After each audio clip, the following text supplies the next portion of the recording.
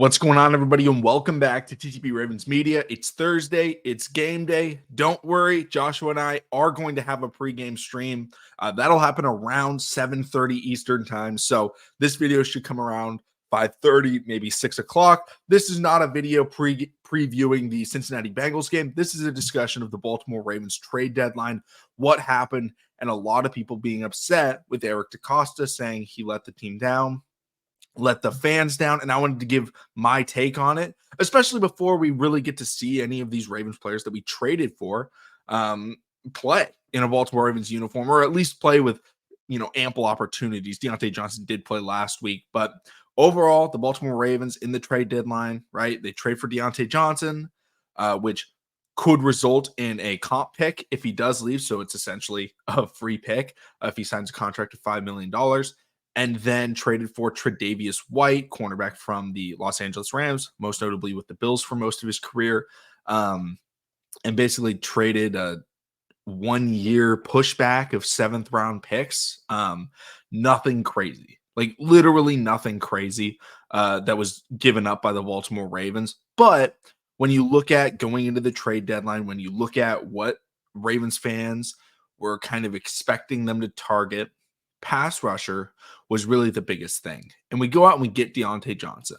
And not only do we get Diontae Johnson, we get Diontae Johnson days within the Ravens going out and having one of the worst pass catching games you could possibly have from a team standpoint, right?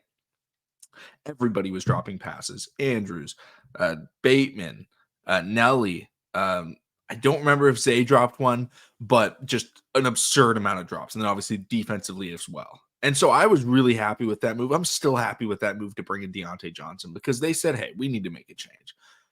Dropped passes cannot be the reason the Ravens are going stagnant on offense, right?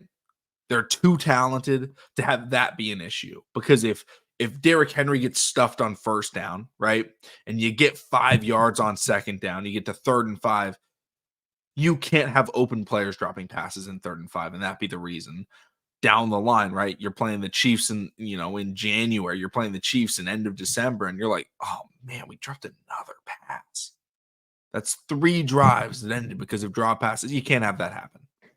If they made that change, I'm good with that. Then about a week later, trade deadline, and a lot of Ravens fans are looking at this Ravens pass rush win rate being the worst in the league. I want to say it's around 29% for the team, which is the worst. Even though the team is top 10 in total sacks, I think they're around 5th in total sacks. It feels like consistently they're struggling to get after the passer.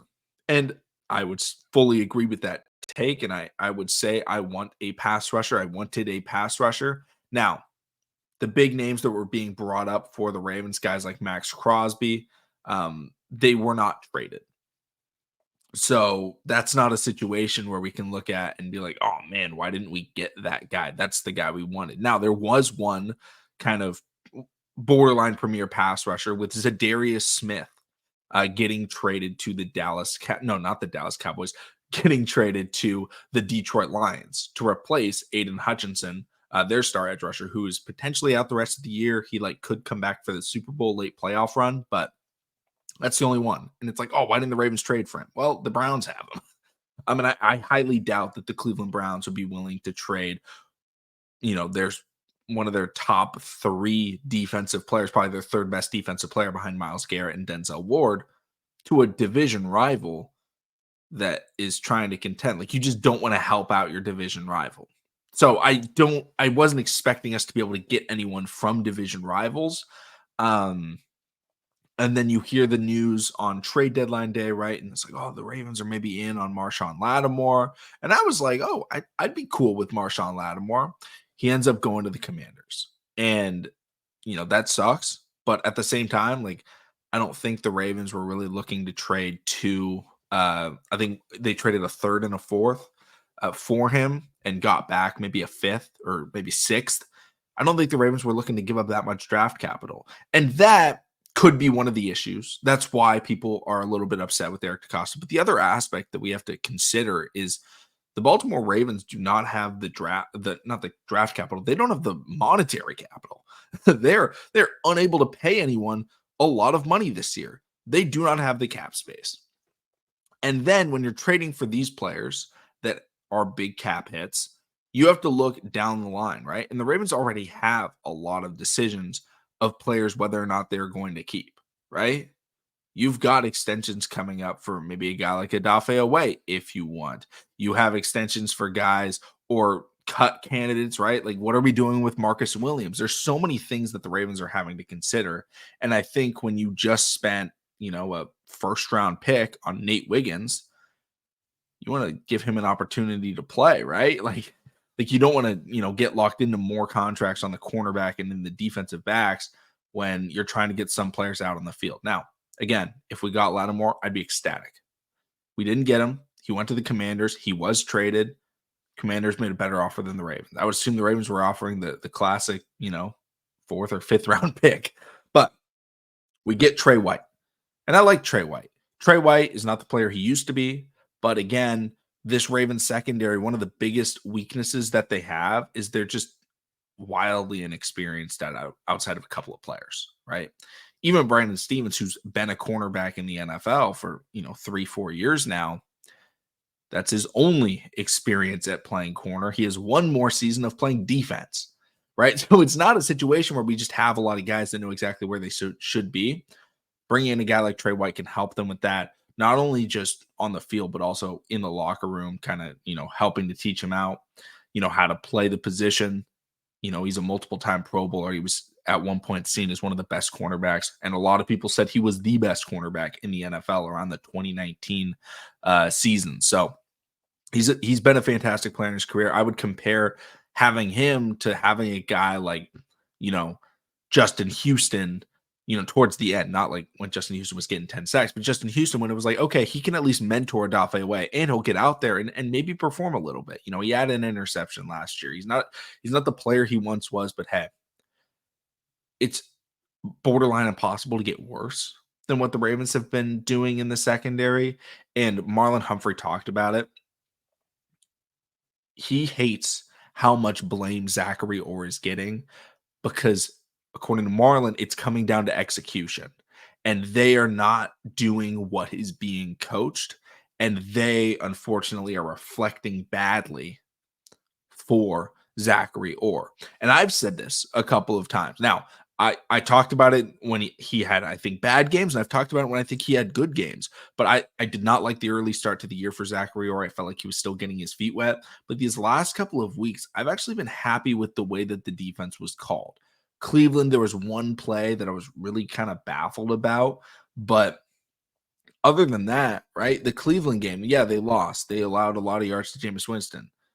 The defense worked, right? Like, the players didn't execute. They dropped 3 interceptions, I want to say. Jameis Winston was just throwing balls in the air. We just couldn't make the play.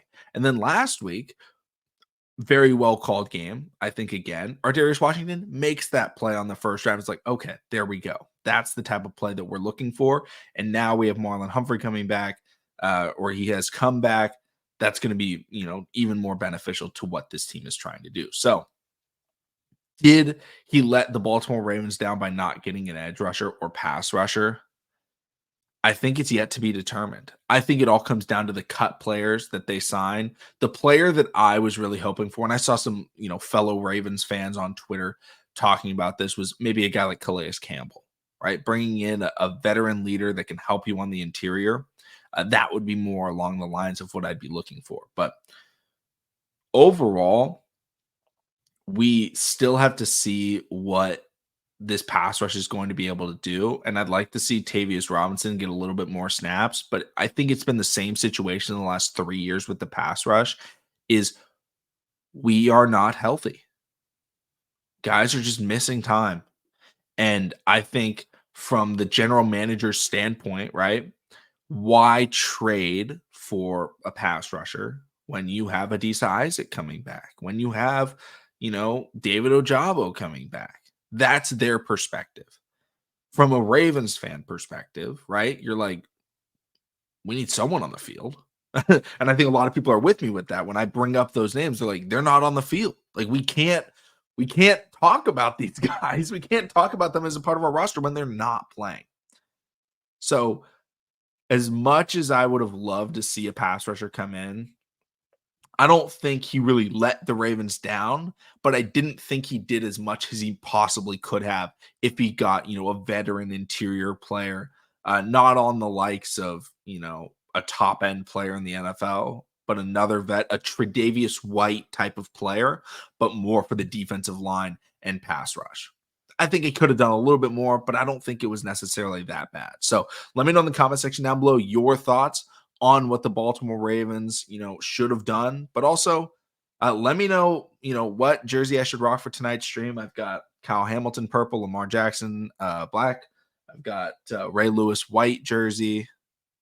Got a Odell jersey if anyone wants me to wear that. Let me know. I'll wear it for the stream around 7:30. Again, I just wanted to put out this video to get my thoughts on the trade deadline before we play the game. Should be a lot of fun. See all of you again at the pregame show, and then also the postgame show will probably be tomorrow because I've practiced tonight. So I'm gonna record the second half of the game and then watch it at the end. So hopefully the Ravens do well. Hopefully I'll see all of you again in the pregame show.